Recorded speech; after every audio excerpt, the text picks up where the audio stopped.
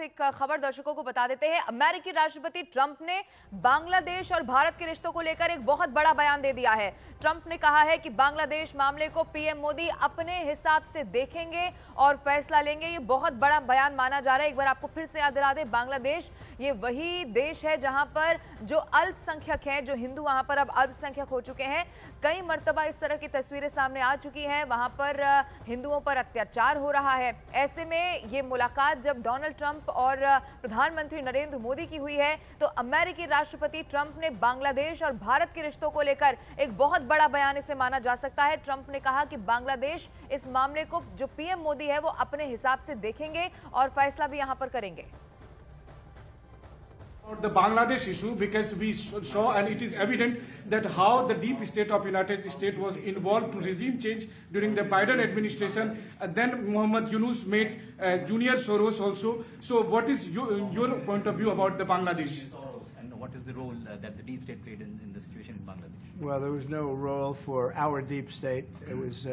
This is something that the Prime Minister has been working on for a long time and has been worked on for hundreds of years, frankly. I've been reading about it. But I will leave Bangladesh to the Prime Minister.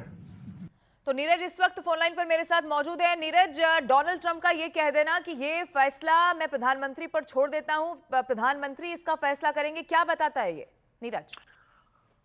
Lavina, देखिए, सवाल तो बांग्लादेश से जुड़ा हुआ था, लेकिन बांग्लादेश भारत का पड़ोसी है और बांग्लादेश और भारत की सीमा सबसे अधिक लगती है। ऐसे में राष्ट्रपति डोनाल्ड ट्रंप का बयान, पहला तो ये कि उन्होंने कहा कि डीप स्टेट की वहां भूमिका नहीं रही है। ये लगता है कि बांग्लादेश में जो हाल के वक्त में पिछले साल सत्ता परिवर्तन हुआ, उसमें अमेरिका की डीप स्टेट की भूमिका थी बाइडेन प्रशासन के दौरान, उसमें उन्होंने कहा कि अमेरिका इस तरह के डीप स्टेट की भूमिका में नहीं रहता। लेकिन ये बहुत बड़ा बयान है कि प्रधानमंत्री नरेंद्र मोदी बांग्लादेश के मसले को देखेंगे।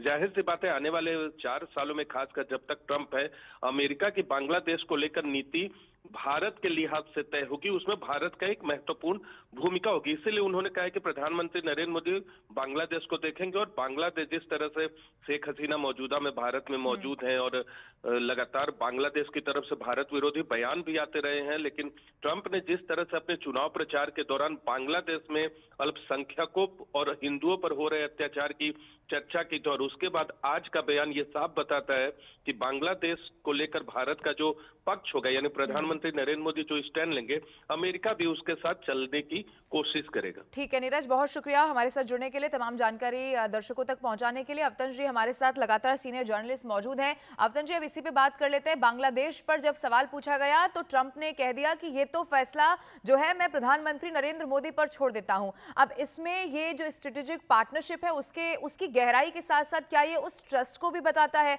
या और सरल भाषा में कहें कि जो अमेरिकी कूटनीति बांग्लादेश के लिए होगी वो भारत के हिसाब से चलेगी, ये कहा जा सकता है?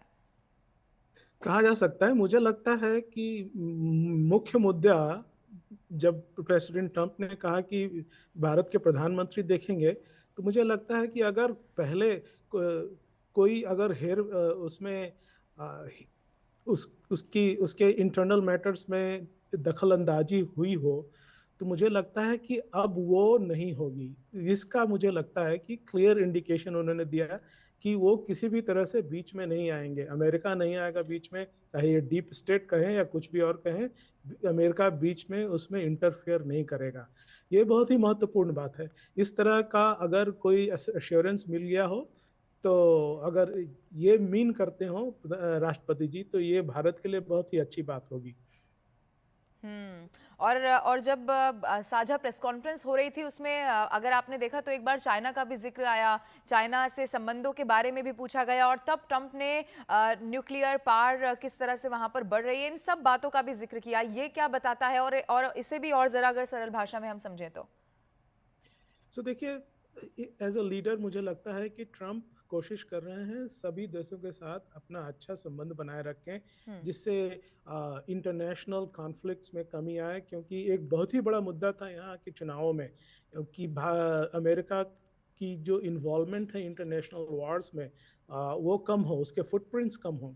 तो मुझे लगता है उसी तरह के क्या कहते हैं, पॉलिसी को ध्यान में रखते हुए उन्होंने ये बात कही है, और वो उसी तरह से वो कोशिश भी कर रहे हैं, चाहे वो चीन हो, चाहे वो रशिया हो, और यूक्रेन का हो मुद्दा, चाहे वो इज़राइल और फ़लस्तीन का मुद्दा हो, उसी बात को ध्यान में रख के वो काम कर रहे हैं। और जहाँ तक न्यूक्लियर और क्लीन एनर्जी की बात है, उसको भी ध्यान में रखिए, तो उसको भी जोड़िए हमारे डोमेस्टिक एजेंडे से, क्योंकि यहाँ भी काफ़ी रिसेंटमेंट था। जो ग्रीन एनर्जी का जो मुद्दा चल रहा था यहाँ ड्यूरिंग बाइडेन एडमिनिस्ट्रेशन, ईएसजी का मुद्दा था, उस हिसाब से तो उसी की वजह से उन्होंने पेरिस क्लाइमेट डील से भी अपना नाता तोड़ा।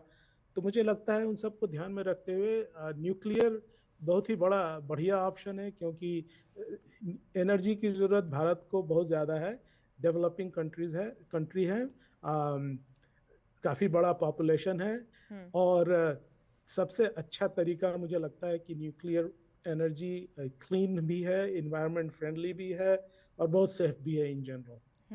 अफजल जी, अब जब ये मुलाकात हुई, जब साझा प्रेस कॉन्फ्रेंस भी की गई, और उसके पहले चाहे वो किताब देना हो आवर जर्नी टुगेदर, जिसमें वो आगरा, वो ताजमहल को दिखाया गया, या फिर प्रधानमंत्री नरेंद्र मोदी का ये कहना कि अब तक की जो सबसे मजबूत दोस्ती है वो अमेरिका और भारत की रही है, और फिर हाउडी मोदी, नमस्ते ट्रंप, ये तमाम कार्यक्रम को याद करना, अगर इस दोस्ती के लिहाज से समझा जाए तो एक आम भारतीय को अब आने वाले समय में, खासतौर पर ट्रंप के शासन में, क्या मिलने वाला है और क्या फायदा भारत को इससे होने वाला है?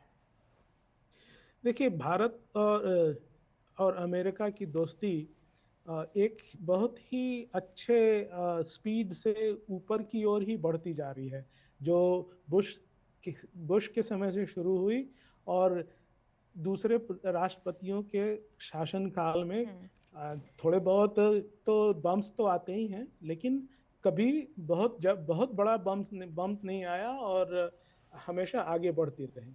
और मुझे लगता है कि ये अगले 4 साल जो राष्ट्रपति ट्रंप के होंगे, वो भी काफ़ी महत्वपूर्ण होंगे।